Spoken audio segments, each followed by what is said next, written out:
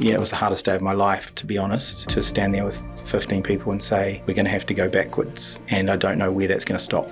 One of the bigger learnings is probably just I was in a false kind of sense of the fact that I was building a business. I really wasn't. I was attracting myself to sites or projects that had problems that needed solving. But in effect, if we did a better job of the funnel looking for more opportunities, we could find one that didn't have those problems to solve. We didn't need that boost to our ego. One of the very first really noticeable things for me about I actually don't know shit, and I can go through life as a dummy thinking that I know better than these different ideologies, different approaches to things, or I can have an open-mindedness. And so, where I've ended up now. We've had permission, we can have our children back.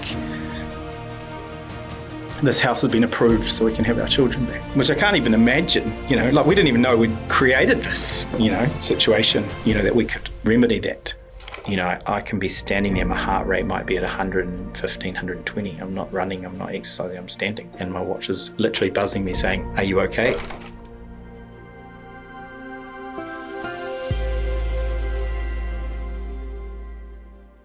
Today on the show, we have Gary Gordon. Gary's not your standard entrepreneur who's been through an exit journey. He's a property developer. He has personally, through his businesses, built over $1 billion worth of property, primarily in New Zealand, but also in Australia. He's got some deep, hard fought and won lessons that he shares with us today. Talks about project successes, project rescues, and then we take a really interesting turn and start talking about energy management and healing. So if you've got any interest in property, and come on, let's face it, we all do, then this is a great episode for you. And if you'd like to get into a little bit of an interesting and unusual conversation and learn more about energy, then stick around. Enjoy the show. Gary Gordon, welcome to the show. Thank you, Josh. Gary, you took a really interesting path and decision back in 2022. You closed your company down. Why did you do that? Wow, yeah, interesting question. I think I was there, and each week or so, my acquisition guys would bring me these deals, and I'd have to look at them critically and say, no, that's not good enough, go and find another one. And the next one was worse than the last one and worse than the week before. And so it came to the realization that it was getting worse, not getting better. And if we kept saying no to those, then there was going to be effectively no tail, no new work for some of those people that I had, 15 people I had at that time working for me. And so it was a bold and difficult decision, and it did take a little bit of time to process, a few months to get that out of me, and the team. And yeah, it was the hardest day of my life, to be honest, to stand there with 15 people and say, we're going to have to go backwards, and I don't know where that's going to stop. That might stop it, and it did, just me. But we didn't know. Yeah, we're in free fall, and we didn't really know where the ground was at that time. So yeah, and I think we were probably in the property market. We were probably one of the first ones to really start to get people, move people on to shrink to survive, basically. Yeah. I'm really grateful that you've come on the show to have this conversation because, as you know, this is a show about exits, and ordinarily that means that someone's gone on to a successful sale of that business and they've realised their life's work. And so you were in the property space. You've been in the property space for the great majority of your working life, and you made a super, super hard call to shut the thing down, the livelihoods of those people that you'd brought on the journey with you for a period of time that were reliant upon you, plus also the profit-making machine that business was. And so I'm grateful that you're prepared to come on the show and have this conversation with us today, because there's a lot of learnings that are in behind this there. I wanted to pause on what you told me, because this is a really valid and something that I reflect on quite a lot as a principle. So it's a valid principle. It's that the trend is actually the most important thing, not the number in time. And so people hear statistics and numbers all the time, and there's that notion of lies, damn lies, and statistics, which I quite like as a pithy quote. But if you hear a business is doing 10% EBIT margin on their revenue, you go, well, that's interesting. And I go, well, what was it last year? And what was it the year before? And what was the year before that? Because it was 30, 20, 10, then the trend is downwards. And you'd be able to see that the following year it's probably going to be 0, and the year after that it's going to be -10, right? That's a very simplistic example, but what you're telling me is that the trend in your sector was negative and getting worse. Is that correct? Yeah, that's right. I mean, we were seeing, obviously there was a number of post-COVID effects, and there was sort of no historical data probably, or historical prediction around what that all might mean. There was cost increases, there was value going through the roof, etc. But once all that kind of party was over, the things were too expensive, and there wasn't the margins there to take the risk of what we were doing. But I think the bigger learning, or one of the bigger learnings, is probably just I was in a false kind of sense of the fact that I was building a business. I really wasn't. It was going to be very, very hard to do. And so, if we sort of jump to that, property development is in its sense usually very entrepreneurial, and it's fun. Every project is a new business, if you look at it like that. So a new site has a new customer, has a new method, has a new product, has a new marketing plan. So every site, every project could be seen as a business. Sure, it's got some commonalities of what you did before, but it could be an entirely different customer, et cetera, et cetera. So the idea behind Solution Street, which was this business we're talking about, was to try and take that out of that, to try and standardize, to try and get efficiencies. But that's very, very hard to do in this sort of market. And to try and develop a brand that had some value was kind of the idea, but the realization that the cost and the time and the energy to get to that is actually significant, and then ultimately it's still a business that's really entrepreneurial and run by 1 or 2 or 3 people.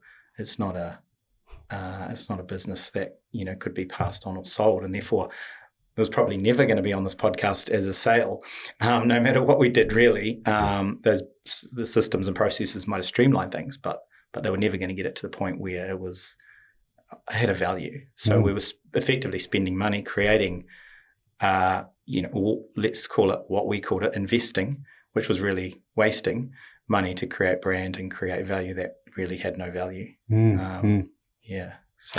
So let's take away some of the cryptic bits of the conversation for the audience here. And so I'd like to go back to the start if I can, because then we can build our way up to Solution Street.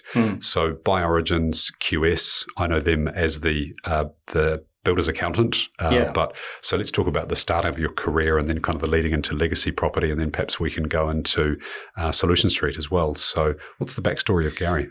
Yeah, so I went in from school, and I rang up I was at school, and I thought I wanted to be a QS because I was good at maths and I liked drawing, but I wasn't very artistic.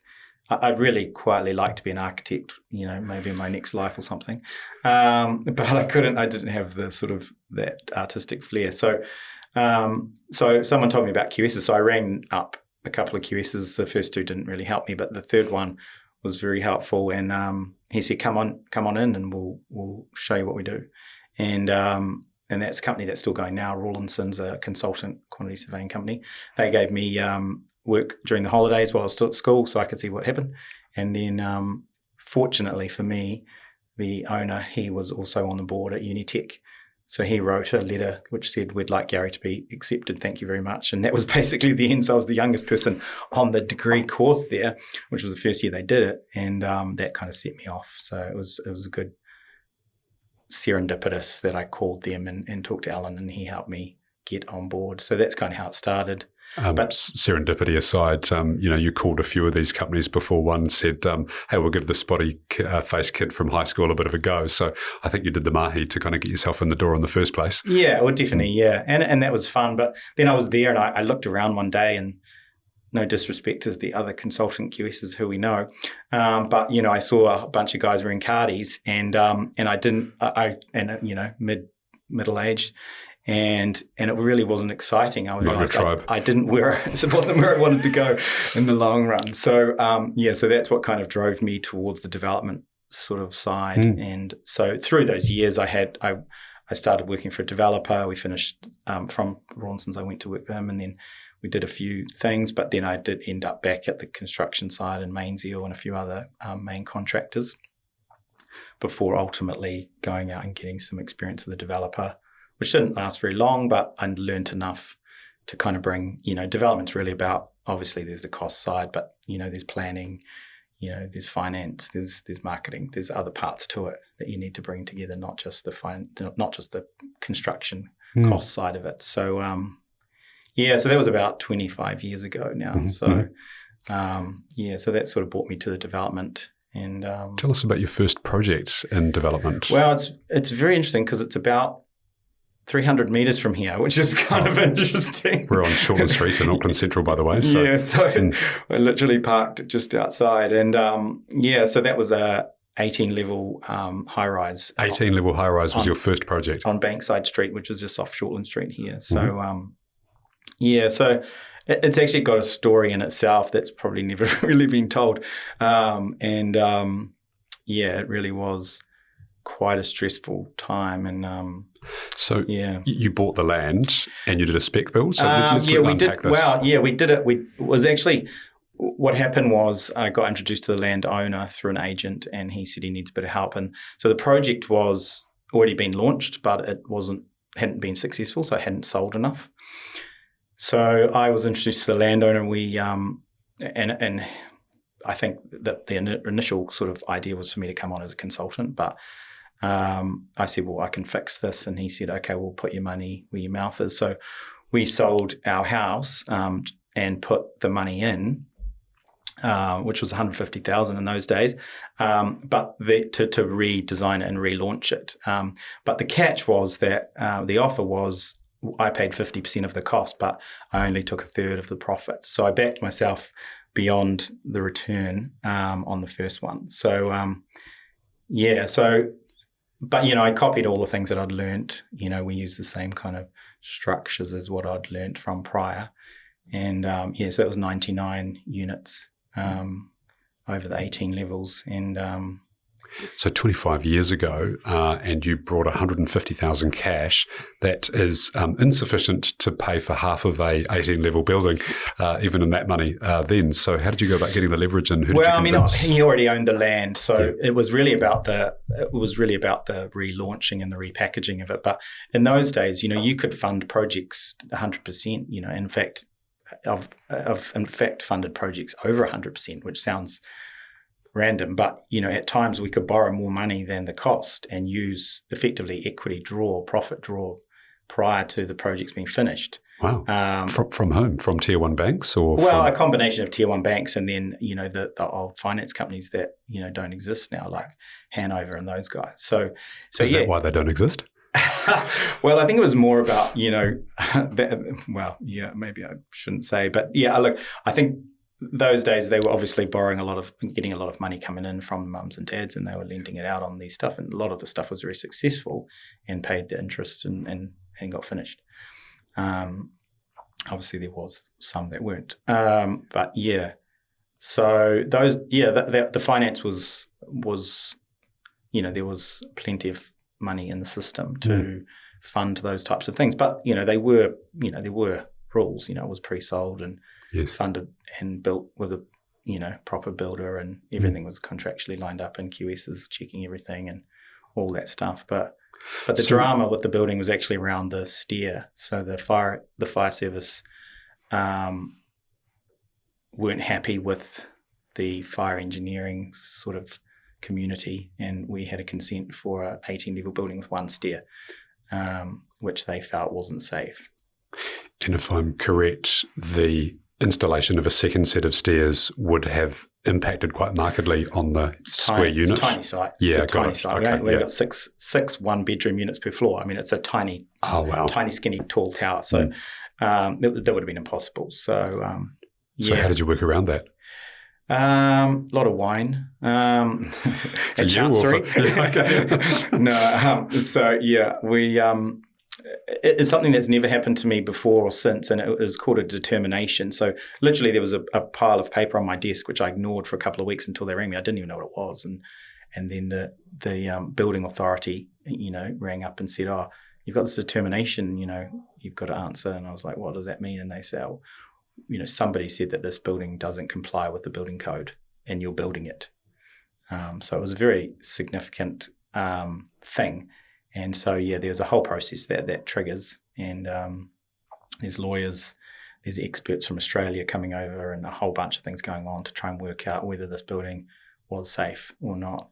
And we ended up effectively having to develop and sort of borrow the methodologies from Australia to prove that the building was as safe as a compliant building with 2 stairs would be, because we'd put in alternative, other things which counteracted the fact that it didn't have 2 stairs. I'm imagining a fire pole, like a fireman's pole outside the building. So that was the alternative. Yeah, I mean, it's all about, it's a bit technical, but it's all about risk-based assessment. So It says, what's your chances of dying, in the building versus your chances of dying in another building that has a hypothetical design. So it's all about chance of a chance. What's the chance the wall wasn't built properly? What's the chance this door closer doesn't work? Okay. So it's just it's just all of these chance of a chance to get to the bottom. And our building was equivalent, and therefore it was proven that it was as safe as the alternative. So, but that took many months and $500,000 to prove that. What's happened now in that space as a consequence of your building? You said there was a point in time where this happened, and there was this determination piece, which was something very unique. So are people now able to build these single exit stair buildings? Yeah, it's a good question. I don't really know, to be honest. Right. Yeah, but this risk-based assessment was quite common in Australia, and so we had to literally, it was crazy to even think nowadays, but the government had to buy my fire engineer a computer because there wasn't a computer to run it runs 20,000 simulations or whatever of a fire, to see. It's just some crazy when you even think about, 20 years ago, how those things now. But I don't know exactly what's happened out of that, but yeah, it was a real stressful time for me. So that was kind of I'll use the term project rescue, but you came in with an alternative idea as to how to make this thing a success. And so one of them was the obvious risk around the project not being able to go ahead because it had a single exit stairway. It's almost like I started so big and I just went down from there. Right. Okay. In terms of height. Yeah. Well, height and scale, I'd never done it. Well, actually, I have just finished a 25-level building actually in Australia, but up until then, I haven't really done a high-rise since. So I don't know. You get sort of, when you've got nothing to lose, Right. Yeah, those risks that I think that we take early on in our entrepreneurial career, we look back upon them later and go, wow, that was ballsy, or that was crazy. And I wish we kind of factored some other things in there, and we flew pretty close to the wire on a lot of those things. I think about cash flow, for example, in my first company. And as an individual, I was accustomed to my account going up at payday when I was employed by other people, and then it would gradually go down over the course of the month, and savings would always come out first, or investment in my case, and then by the end of the month there'd be $500 or $1,000. And so when I went into my business, that was the mentality that I had, that it would be okay to have the bank account go down to $1,000 or $500. And about year two and a half, all of a sudden there was $500,000 sitting in the bank account. And I realized at that point that, wow, we were sailing really close to the wind for the entirety of that 18 months, because the expression goes, turnover for vanity, profit for sanity, cash flow is reality. And it's cash flow or a lack of cash flow that kills a business, right? Yeah. And so I didn't appreciate how little cash flow that we had until I actually had some. And so what you're saying is that there were perhaps some things that you didn't appreciate that were maybe risks or opportunities, or some things that you did that you can't recall looking back upon now, but there were some really smart things in the moment and at the time. And so, you may not have options, right? So right. What do they say? Beware the man that has nothing to lose, because he'll do anything to make sure that he wins. Yeah. But just jumping from that, I think that you sort of hit on another thing there, which is quite interesting, and another sort of learning that I've had of myself over the last few years, and that is this idea that you get ego, or you get benefit, or you get some kind of pride or whatever it is for solving problems. But what I realized is that there was actually ways of avoiding problems before you actually solved them. So, we would go and buy a site and, they have a problem, but, it's okay. We're good at this. We can fix it. But, those acquisition guys that were bringing me the sites, I realized we needed to spend more time looking for sites without problems instead of being the hero and solving problems. So, that was a real realization for me that I was attracting myself to sites or projects that had problems that needed solving. But in effect, if we did a better job of the funnel looking for more opportunities, we could find one that didn't have those problems to solve. We didn't need that boost to our ego. We didn't need to solve problems. We could actually buy ones without them. Yes. So, and that was a real realization, because sometimes it costs you or you can't solve them. Yeah. And you're back to where you started. Or worse. But, So that was real. And sort of you just triggered that by thinking about that was how I got started in a way, solving a problem. But, Hey, so let's contextualize this. Over the course of your development career, so when it's your money that's involved, your risk and your opportunity for upside, what's the approximate number of projects and the approximate number of units, like dwellings, that you've built over that time?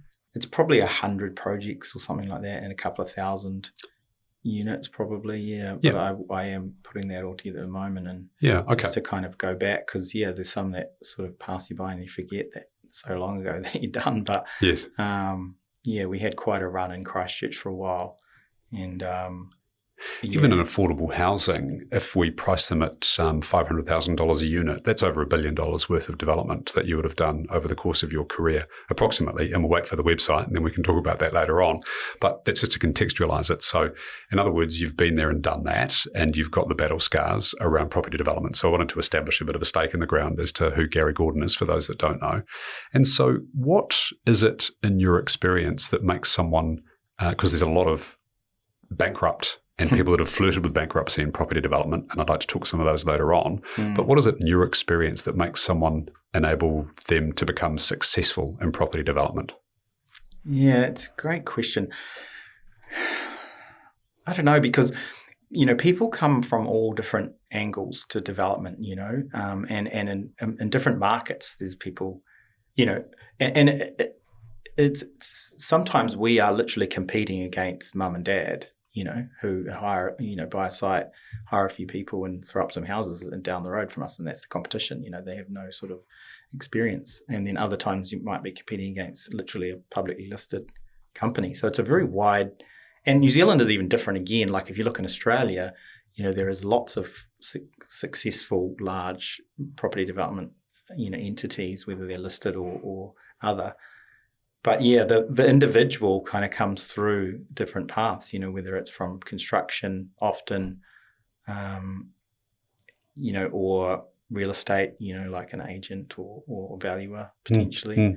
But you have to be. It is a risky business, and I think that's probably some of those other stories are people seeing it as easy money, potentially coming in from the outside thinking that this is going to be an easy way. People make some money in their business or whatever, and they think they'll jump across. And obviously there's lots of people on the rich list with property, so it must be good. So, and that's where you may not understand it. But one of my experiences that the reality is you kind of have to be hands-on. I think when you start spending your winters in Europe and you leave your team down here to run everything or whatever it is, then it starts to, in New Zealand anyway, it's just such a small place. Things happen so quick. Sometimes a day matters, you actually have to you have to be listening, you have to be talking, you have to be ready to take action, you have to be chasing things, even if it's just one sale or, a new marketing plan or firing up an agent or whatever it might be. You've actually got to do things on the daily. You can't delegate all that and kind of just swan around. That's from what I've seen, once people it's very hard to get kind of that next level, and sort of delegate it all out but anyway, I'm not sure exactly what the key things are, but obviously an understanding of the market, understanding of the costs, that the analysis of the feasibility and the effects on that, and contacts and having that, the relationship with banks or property owners if you're trying to do joint ventures or anything like that. Mm-hmm. But yeah, it's obviously a higher risk thing, and they don't all go right. And there's things that come that we used to have lists of checklists, for due diligence and types of things like that, and you'd always be adding to it, which just proves you're learning all the time. Picking up on some of the things you mentioned there and going earlier in the conversation. So I'm hearing you say that you need to have a preparedness and a willingness to take risk. And so that means the willingness to lose money if it does come to that, and the ability to take that hit. Otherwise, you'll end up bankrupt. You've got to be a very competent analyst to understand how to crunch the numbers, buy price, cost of money, construction cost, marketing cost, sales cost, etc., all those sorts of things. You've mentioned marketing, so you've got to be very, so I'm going to make that mean you've got to know your product really well. You've got to position it right in the market so it's relevant. For example, we were looking in a part of the world that we'd lived in for 20 years, Ponsonby Greylin area, and if you've got a flat-fronted bungalow or villa with 4 bedrooms and a box out the back and a swimming pool, then that product's going to sell all day, every day. But if you've got a 3-bedroom townhouse in that part of the world, it's a bit weird in that part of the world. But the 3-bedroom townhouse will sell super well in Glendowie or wherever it might be. So having a product that's really appropriate for that market. The other aspect of marketing, of course, is pricing. So getting the pricing right for the people that are in that particular part of the world.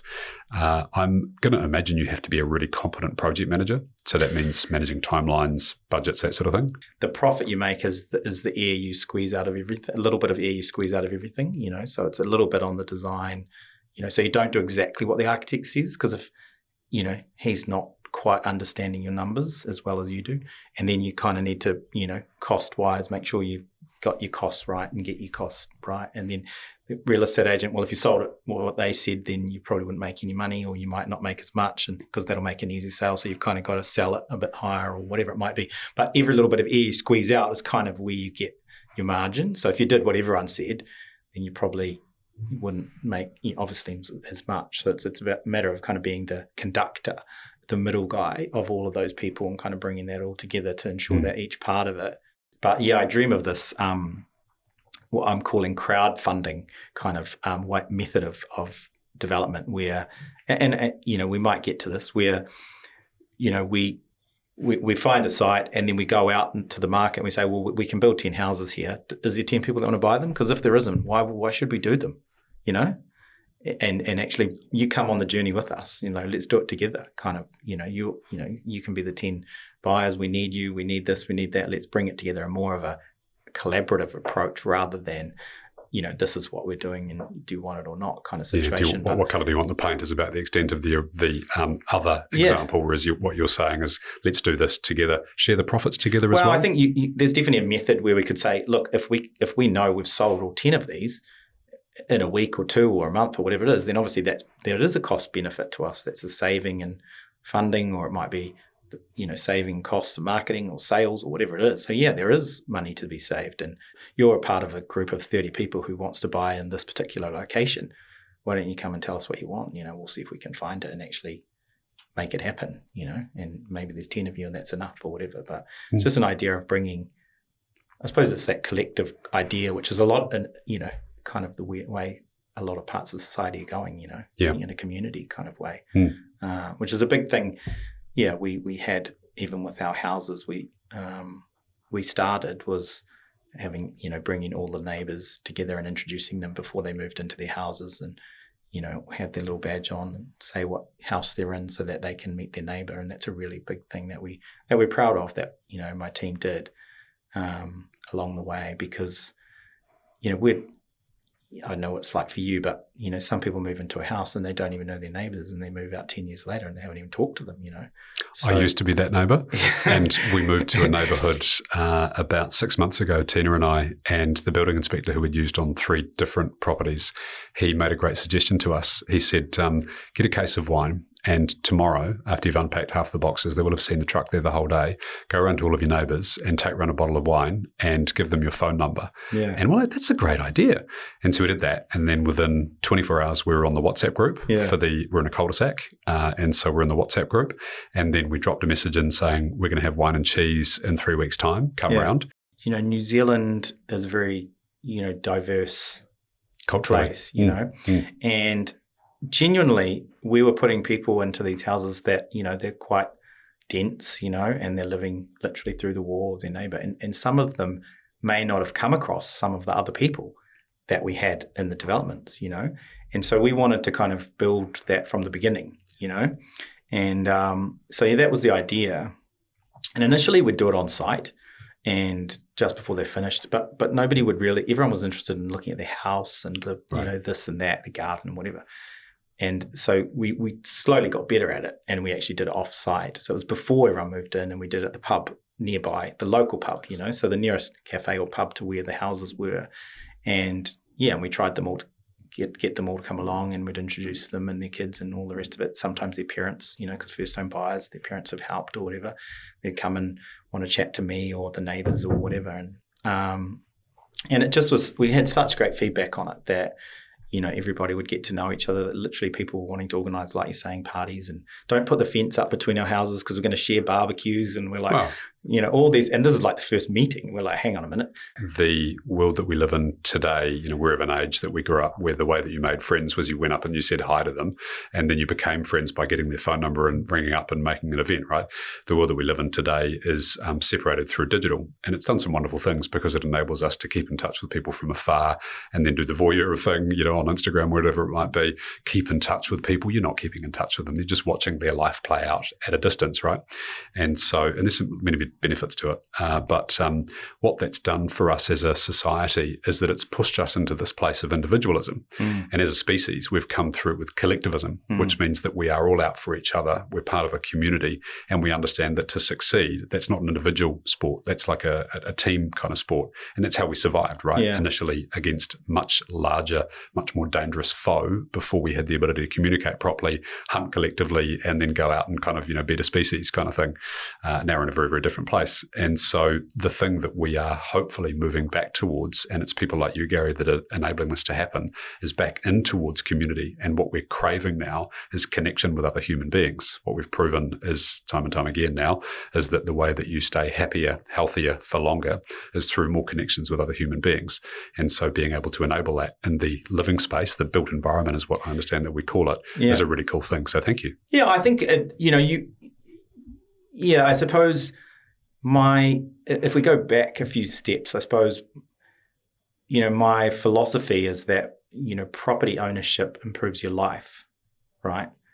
In New Zealand, so, and that is, it's not a financial, the focus is always financial. Like everyone's like, oh, how much did you make on your house? Well, who cares? Like you've lived there, you've met these people, you've done these things. Raise your kids, whatever. Yeah, but it's the other aspects that we always like to highlight. It's like health. You've got this new house, you've got ventilation, you've got all these other things.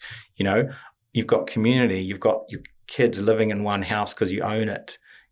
So they can go to school constantly through the same schools, without even getting moved around because you get kicked out every 6 months, under a tenancy kind of situation. So there's all these other psychological, and social kind of things that kind of get missed, everyone's always focused on, how much they're going to save by being a tenant or by being an owner. But it's the other stuff, the intangible stuff, I think, that is really, we've literally had people crying, bring us up. So happy. Yeah. In fact, I'm going to cry about that. There's just a terrible story. People rang up and said, we've had permission, we can have our children back. Oh, wow. This house has been approved so we can have our children back. Wow. Which I can't even imagine, like we didn't even know we'd created this, situation, that we could remedy that. So, and I don't even know, we didn't really want to know all the details, but, they bought a house, they got approved to be able to have their kids back with them, which is cool. So, all that stuff is gratifying, I suppose, in a way. But so what was the vision for the startup, the original version of Solution Street? What was your vision for that company? Thanks for listening, and apologies for the interruption. I wanted to share with you that this show is one that we, the team, collectively pour a lot of effort into. There's resources that are involved. We have producers, promoters, and wonderful guests that share their time with us so that you may learn and possibly, hopefully, make some impact on the world as a result of that learning. The only thing I ask of you is go and check out my website. There's a diagnostic tool on there. There's a free downloadable chapter of my upcoming book, remarkably called 2 Commas. And there is some other fascinating resources that I'm not going to tell you about because you need to go to the website to check them out. So thanks for listening, and please continue enjoying the show. Yeah, really to standardize, to build a business that focused on the first home buyer, that had all of those kind of, the brand story, the language, the support, the coaching, So we literally might coach someone for a year before they actually bought a house, and coaching, I mean, like they're calling up saying, what should I do here? KiwiSaver questions or investment questions even. I mean, we're not giving investment advice, but, they're saying, hey, what do I do? How do I get more deposit, or what do I do who do I talk to for this or whatever, and directing them, and then just really encouraging them. So in New Zealand, we are probably obsessed with residential property. People say passionate, but I think we're obsessed with it. It becomes, I think, in my opinion, it's the wrong approach for people, but the investment class that most people focus on as being the one that they want to develop a foothold in. That's my opinion. We'll come back to that a little bit later on. So for those that might be listening to this, watching this and going, I'm interested in having a bit of a dabble in either doing up my place, maybe splitting the title, doing an in-build out the back, or getting involved in a small project. What would be a suggestion that you would have for them as to the things that they must get right to make sure that project succeeds? Don't do it. That's the easiest way. That's my angel investment story. 8 investments deep. I get advice from Bill, forget his surname, we'll find it later, Bill Payne, after 8 investments, done super well out of the first one. And I said, what should I do from here? And he goes, get out now. Yeah. Look, I think obviously if we go back to what you started with, I mean, residential investment, we've sold hundreds of houses to investors. So we can't kind of bag that, I can't bag that, but and a lot of people have done well out of it. Obviously, it's a leveraged kind of thing. Yep, you can put some money in some other things, but it's a bit risky to go and borrow money to buy shares or something. So, there has obviously been a very strong trend of upward value increases in New Zealand for many decades. And who knows? That will probably keep going, whatever.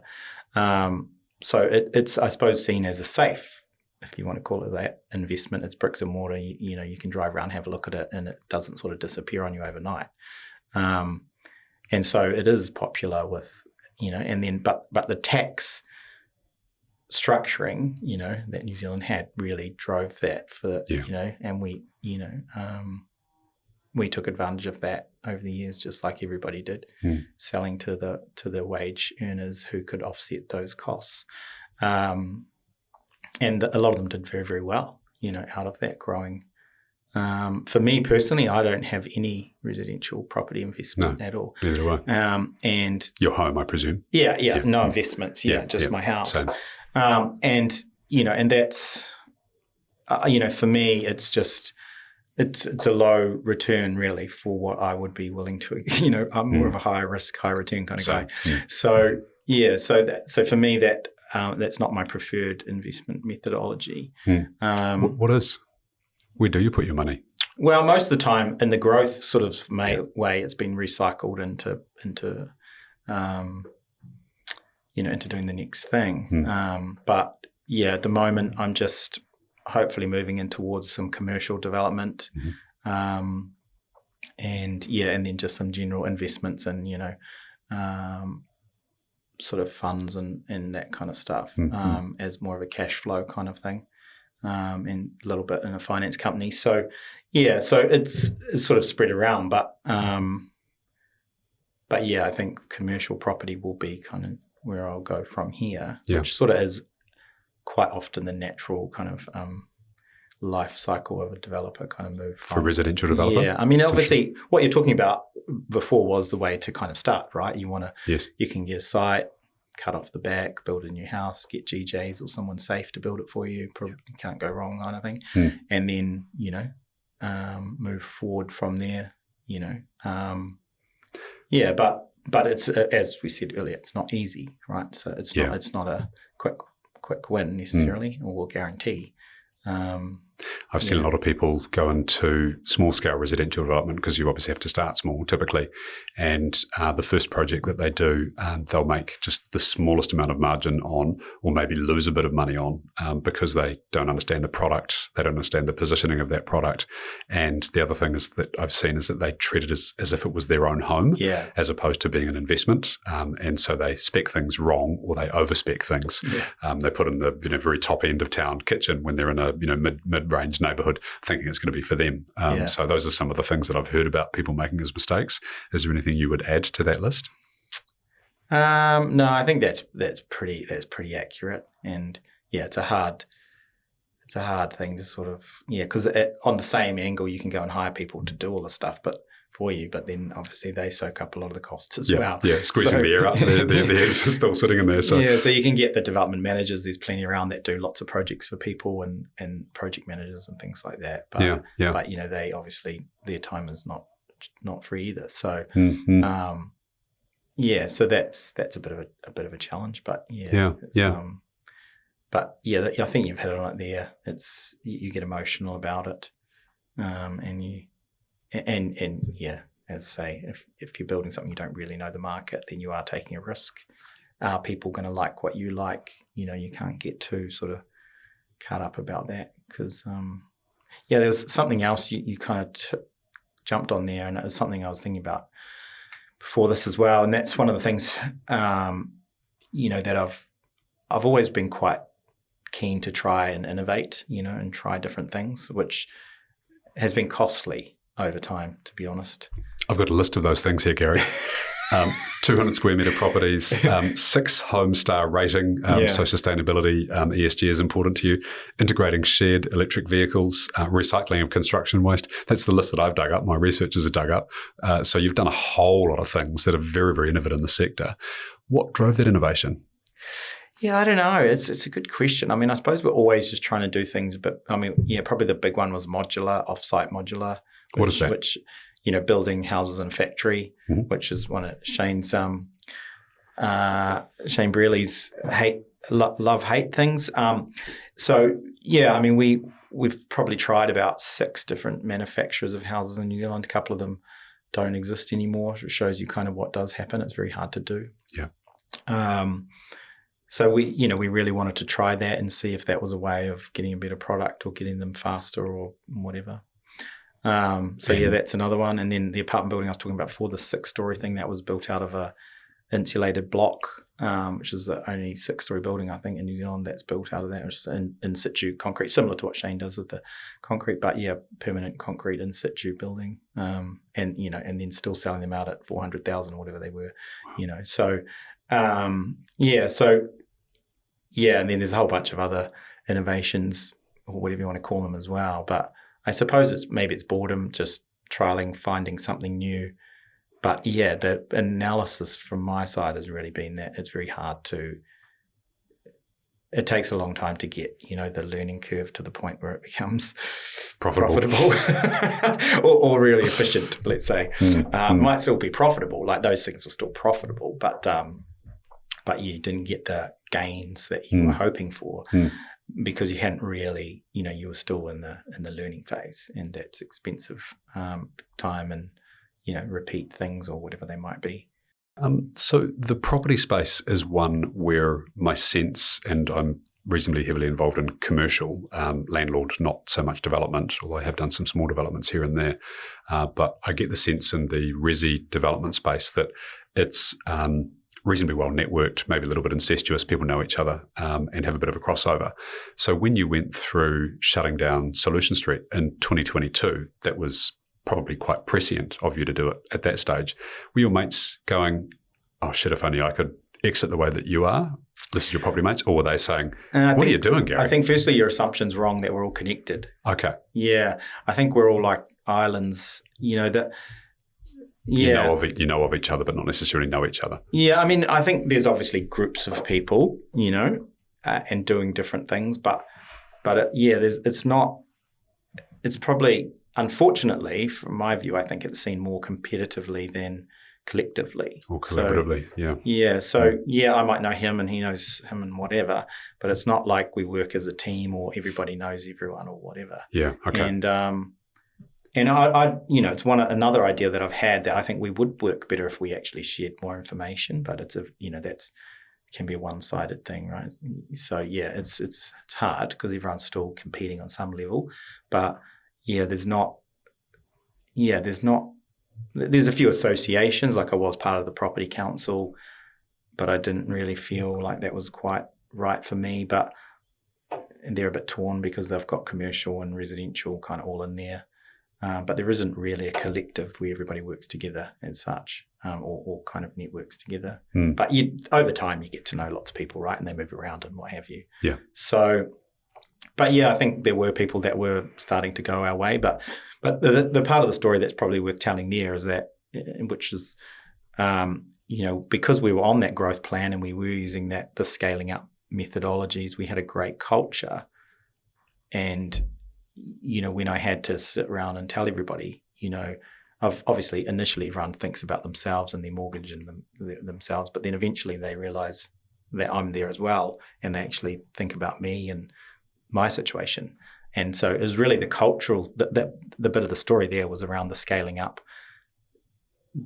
The benefits of scaling up weren't utilized for what you think they were going to be used for, but they did come through in the reverse, that we did have that culture of people supporting and us and supporting the company, as crowning the company king kind of thing, looking out for it and making sure, so of all of those people, there was no, personal grievance claims or no one leaving for gardening leave, or everyone was there helping getting delivered these houses. Because, in the last quarter, we delivered 70 houses to people, right? And half these people knew they were going, the work, the employees. So we had a lot to do still. We couldn't just leave, So it was a really challenging management to kind of wind that down. Yeah. And all those people, we helped get jobs with either, people we knew, or if they wanted, we supported them through that. So, which was great, but it was the culture that really, everybody was so, everybody sort of held hands and jumped together kind of thing. So, you mentioned scaling up 3 times now, so I'm familiar with it, but for the audience, what are the principles of scaling up and what were the things that you liked about it? Yeah, well, the principles, I suppose, are really, documenting and kind of planning and sharing through the company the goals and the values and the vision for the company right through. So we had it running on software systems. So every single person in the company had access to that, and we, part of that was the daily huddle and all of the other types of regular meeting flows that go through that, and everyone was involved in that. Everyone helped develop those things as we went through. And so that was really good while we're doing it. And as I say, a lot of all that helped. That flowed through to KPIs and staff reviews, or, that performance type stuff, one-page business plans and all that kind of stuff. 10-year sort of BHAGs and, big, hairy, audacious goals and stuff like that. Yeah. So that was cool. And it's it like worked a holistic system for, designing a business for growth, and then the business of going about running and growing that business and communicating with everybody. Yeah. So this spins out of Vern Harnish's work. And, that's part of Entrepreneurs Organisation, which I'm part of. So, so that was cool. But one of the realizations was that some of the goals in there, I actually couldn't really articulate why we had. So I drank a little bit too much Kool-Aid, and kind of we got on the bandwagon of kind of going for growth or gold or whatever you want to say, for the sake of it almost. Hindsight's 2020, and you're bit of a deep thinker is how I consider you. So looking back upon the journey of legacy into Solution Street and then winding Solution Street up, what would you do differently if you could have a do-over? Well, I'm sort of doing that now. So, yeah. Solo one-man development. Yeah, so, kind of a combination. So, at the time when we were going sort of, shrinking, I was looking at a lot of people's models, and I was, other competitors, other people I know, talking to people and consultants and what have you, and saying, well, what is the way forward from here, and analysing to try and work out if we could kind of get back to a minimum viable scale, but the market kind of took control of that in itself, really, and it was more about survival than kind of scaling at that time. You're not really looking to grow when you're in fight or flight. So, yeah. And it's funny because some of the companies I analysed back then have now kind of gone more the direction of where we were, even though they were kind of more like I am now. So I kind of modelled a little bit off them. They've gone and collected people, which is kind of what I saw as a benefit that they didn't have back then. But anyway. Is it because the grass often appears greener? Well, I think it's just changing. People grow and they change and they think, they need support. That seems better. Yeah. Yeah. So now I'm in a position where, the idea for me now is that I have a kind of primary development manager for each job. That's a contractor, consultant by the hour, guys that I know. And then I talk to them and they kind of talk to, they do what needs doing, but I really only have to deal with one sort of connection on each project. And I try and get myself out of the detail as much as possible. I'm still working on that. That's a work in progress. But I also had to be conscious that I didn't want to be lonely, because part of going to work is socializing. Yeah, camaraderie and connection. Yeah. So, you're meeting 15 people every day, talking about their cats and their parents and their kids and all that kind of thing. That has a lot of social value. Yeah. Which you don't get when you're sitting at home behind a computer. So, so I've actively gone out to kind of make sure that I do go to things that people invite me to, or I've, signed up for sports and things like that where I can have other social groups of people that I can get my words out each day to, so that I'm not going crazy at home and talking to Ingrid all the time about, the same thing. Driving her nuts. Yeah. So that's something that I did. I was very conscious of that. Yeah. That, I think obviously there's lots of benefits to it, but making sure I didn't end up in that kind of loop. Before we switch to the second part of our conversation, which we had a brief chat about, we're going to move on from property. But is there anything else you wanted to add into the mix about the legacy journey, about Solution Street, about property development in general? Not really.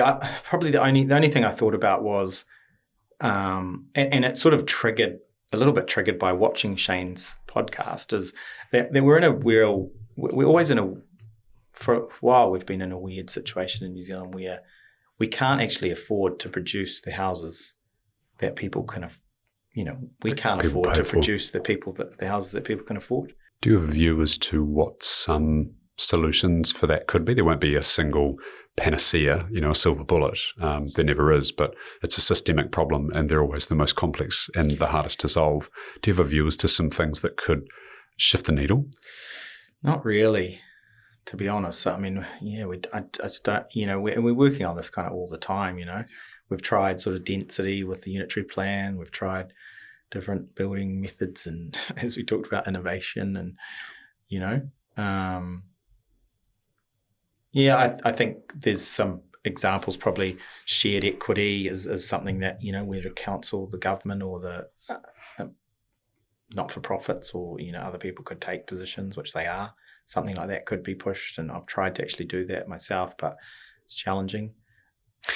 You talked about being able to live the lifestyle, lead the life that you want to be able to lead, and that's a consequence of accumulating some things, being intentioned about the plan for life, and having some cool experiences. And when we spoke on the phone, talking about coming onto the show and sharing your experience with Solution Street, you mentioned just come back from a event in the States with Joe Dispenza.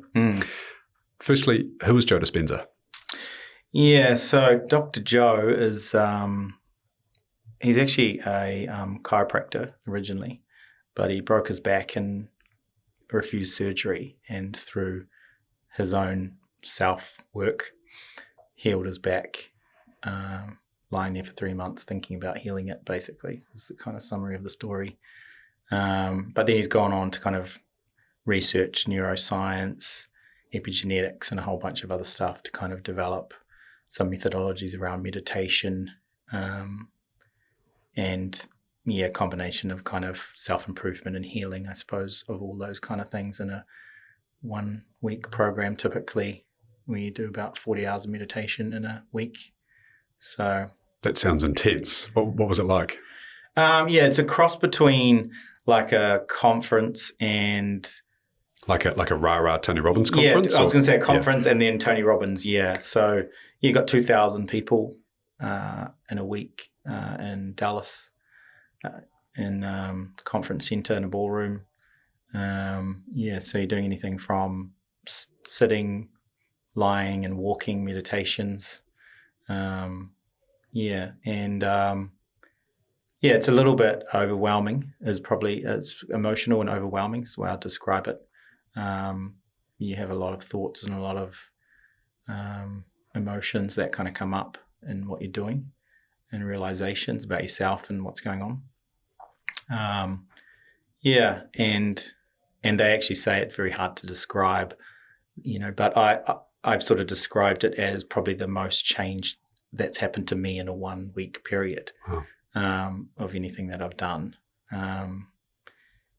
So I did some stuff like that earlier when I was younger, but sort of had a bit of a gap. But and then I started with transcendental meditation, and I was doing that twice a day for a period of 18 months. And then my wife went to Joe Dispenza last year, and so that's kind of what got me onto it. What was it that called you to be open enough to the experience to go? Because it's not just the cost and the time, but there's this, and I've read a couple of his books, and I am keen to get to one of these events when the universe aligns and the timing is right for me to go.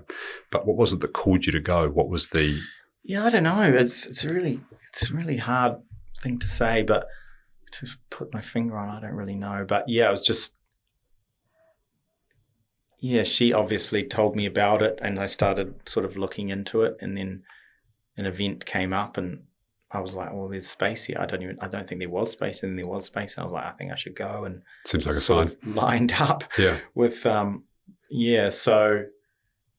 it was, I went on my own, but there was some other people there from New Zealand, which I met, and it's people from all walks of life. Basically, there's young people there. They have a young group, sort of 18 to 30, they call young, and then lots of older people there trying to come for kind of the healing side of things, and then people in the middle, I suppose, probably like me, just trying to understand or develop yourself more in a way that everyone's different, but You mentioned a group-based meditation. I think a healing meditation is what you called it. Do you mind kind of sharing that here? Yeah, I mean, this is really around the energy healing kind of stuff. Yeah, so it was pretty moving that they had people there that were there for healing, and basically 6 or 8 people around one person to kind of share your energy, I suppose you might want to say, but. When I went there, I had no real idea of kind of feeling that kind of stuff in my body, I would say. I didn't think I had the ability to do anything like that, but you sort of go on the journey, the process when you're there, and then you're in this place, right? And you're going along.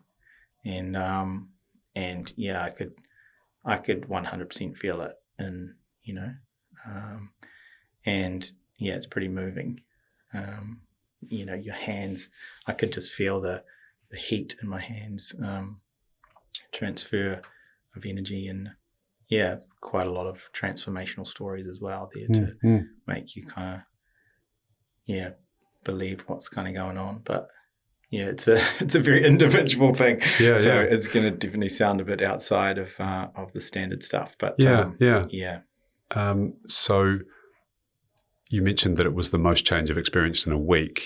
What for you in your life is different afterwards than before?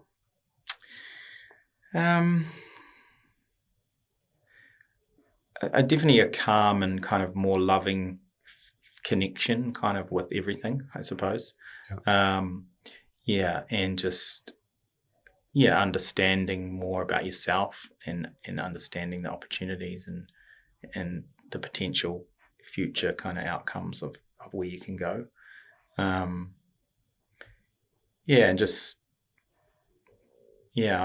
doing an hour and a quarter every morning walking meditation at the moment.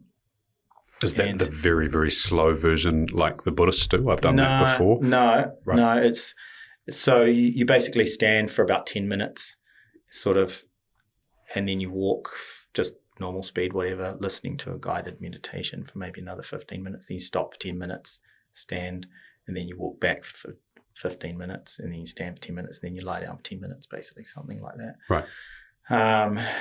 But in those, I don't know what I've been doing it every day for like a couple of weeks or whatever, and it's basically become like I'm addicted to it now. I think like I've got to the point where it's like I have to do it every morning situation at 6 o'clock.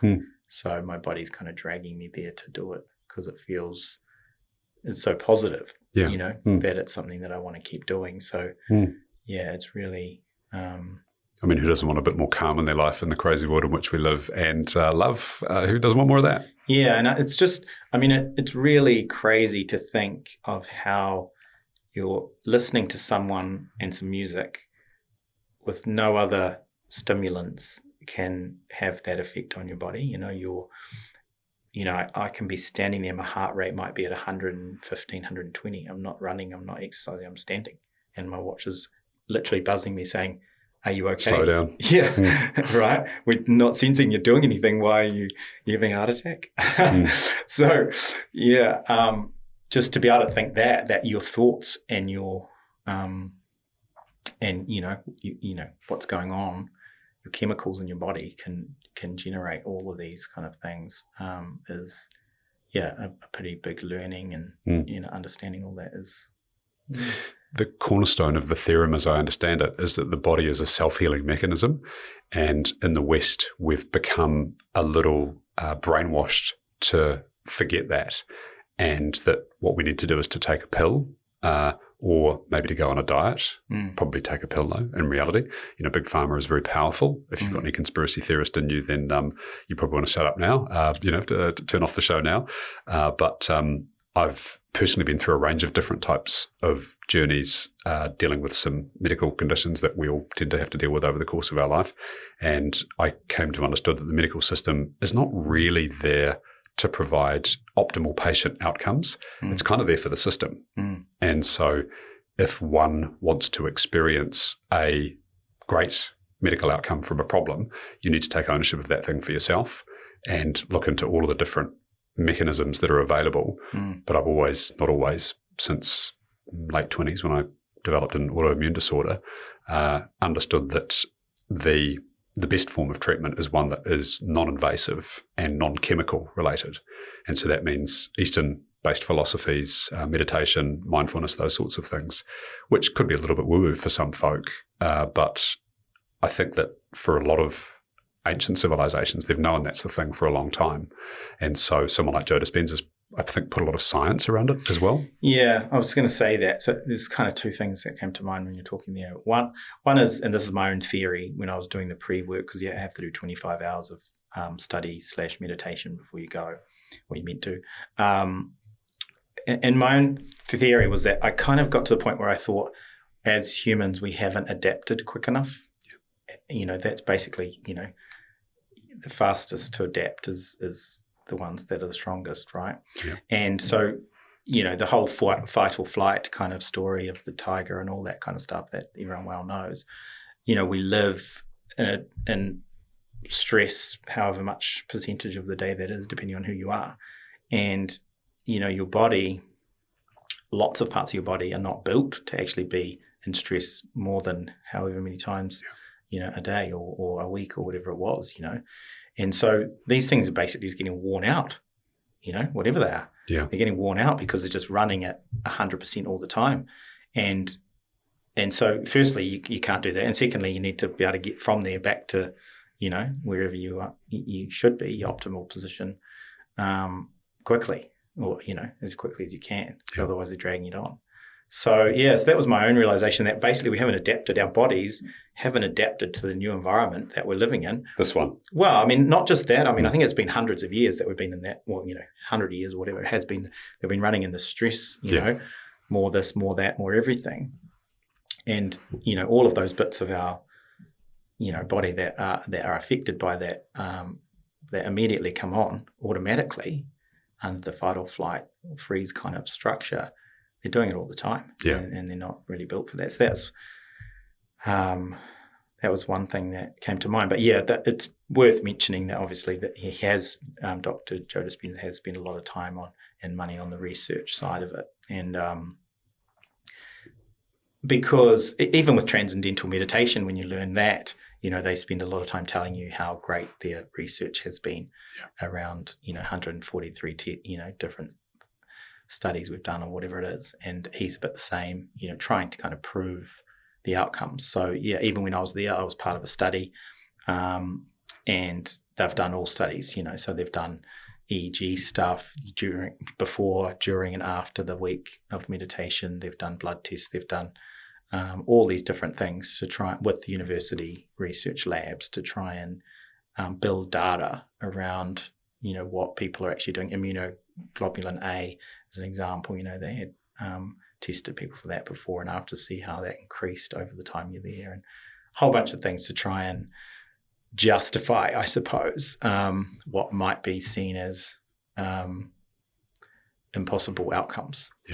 And sort of put some science around it. And they've got published papers on that to kind of show what some of the research they've done. Because, they're saying like this is a very unusual kind of test bed they've got. You have a very rare time do you have 2,000 people in the same room at the same time, eating the same food, doing the same things. Everyone turns up. Nobody's off, in their room. Everyone's there doing it. You've paid for it. You want it, sort of thing. So everyone's doing the same thing.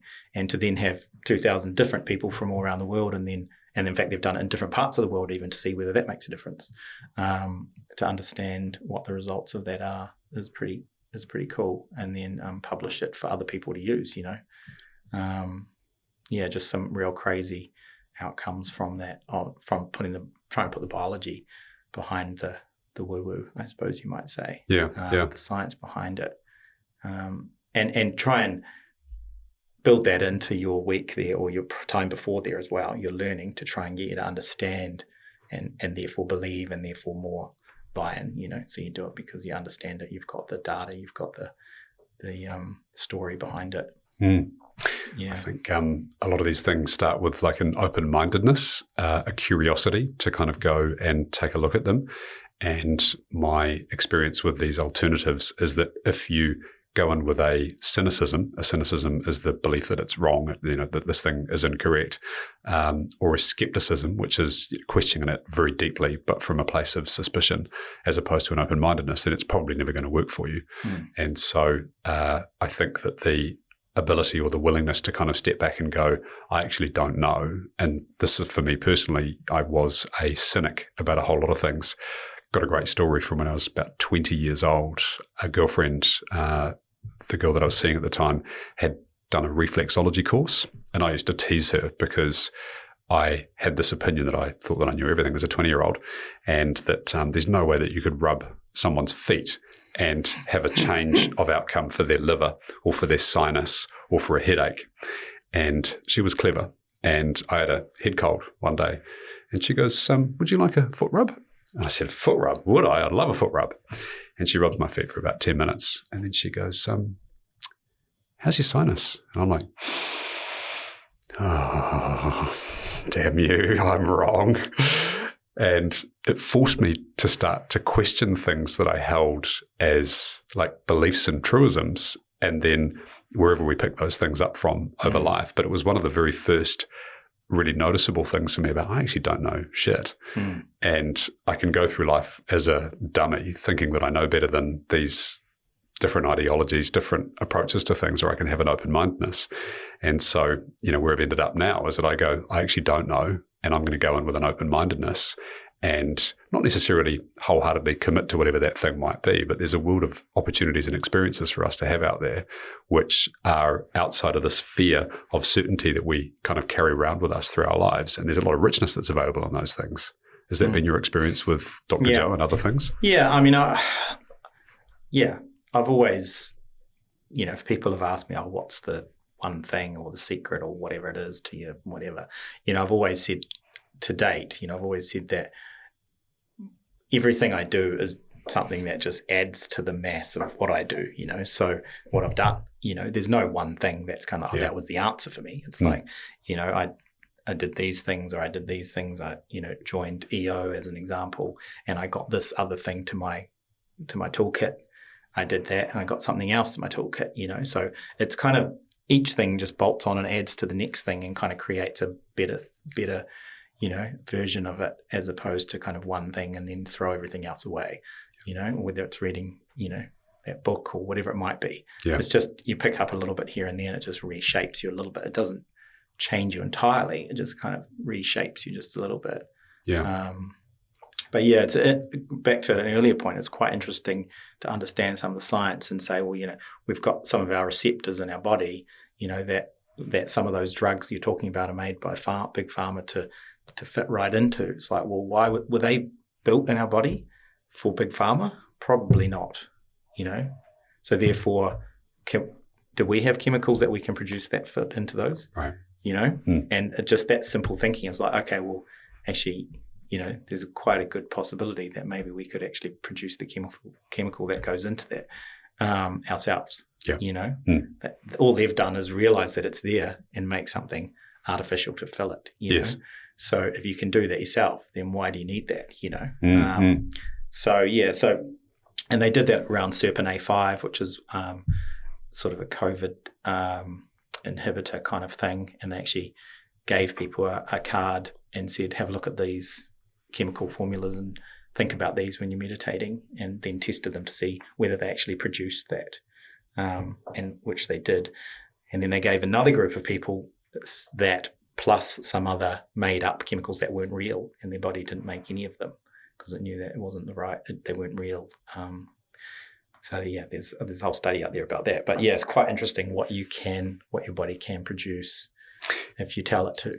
Yes. So for someone that might be listening to this still now and hasn't switched off because it's gone all woo-woo, and if you have, then you're missing out. So what would someone do to kind of learn more about this? Is there one of Joe's books he's written? I think any of the books really is probably, I mean, I've only read a couple or listened to a couple. Look, I don't know. I mean, there's obviously a number of ways you can see it online. And yeah, it's whether it really resonates with you. I suppose it's not for everybody, obviously. Yeah. But yeah, I think it's good to see the solid kind of research behind and understand some of that, I think. And he puts that into the books as well, Yeah. And your lived experience is that you came out the back end of it feeling better, and that's kind of a testament in and of itself. Yeah, and as I say, like, it's a daily ritual now that I want to continue, and it really is producing something, for me in my in my head or in my body that's making me feel like I want to keep doing that. Which usually that would be at night and out partying somewhere, but it's happening at 6 o'clock in the morning, and naturally, exactly. So so that's a good thing, I think, and it just I don't think it'd be a bad thing anyway, to put it that way. So I'll just keep doing that, and then see where it takes you. Keep learning, and I'll change something over time. But in the meantime, I just keep doing that, and Gary Gordon, you've got a GG on your hat. If people have enjoyed this conversation, how do they find out more about you? Where would they go? Yeah, so the website will be launched by the time this goes out, and it's just garygordon.co.nz. Great. And Yeah, can they buy some of that cool merch on there? Is that the plan? Okay, right. That's hyper exclusive. Yeah, I mean, the idea behind that is sort of I've had all the different brands. I've done things that people don't know about, because we've kind of, at the time, they were with various parties or whatever, joint ventures. But yeah, the idea is to try and capture that in a kind of portfolio kind of way. So it's not a sales tool, or there's nothing there. You can't buy anything on there. But it's just to help, I suppose, over time, probably for my ego and for people that are trying to, transact. If I'm looking to buy something or sell something or whatever, it just shows people and connect. There's a way to connect on there. But yeah, it's interesting. It's another whole topic, I think. But I've never really done anything like this or pushed myself out there. But I'm always happy to catch up with people as well. That's the other thing, is that I've never had a bad outcome with someone contacting me, and which is kind of weird, because I even feel sometimes nervous myself contacting me. I'm saying, hey, can we meet whatever people that I want to sort of raise up to? But students or people doing study or people wanting information, much like Shane, actually very happy to share information. It's not, anything that I've got that might be useful for anyone is available. Great. Because good on you. Yeah, anything we can do to kind of lift all boats is benefit. It's a good thing for the world. Yeah, New Zealand Inc. and all that stuff. So I agree. Yeah. Gary with 1R, garygordon.co.nz. No merch available at this stage. I might keep on working on you in the background. Thank you so much for coming on the show today. I've learned a lot about the property sector, particularly residential development. You've got a really unique slant and view on the world. It's clear that you've done some cool stuff over the course of your career and life, and I look forward to following the journey from here. All right. Thank you, Josh. If you enjoy these episodes, I hope you do. I love filming them, and the guests always say what a great and often cathartic experience it is for them. Then please do like and share. Hit me up on LinkedIn. I'm open to connect requests, and occasionally I get emails from people as well asking me about my experience around certain subjects. So please do like and share, and continue to follow the show. I really appreciate your ears.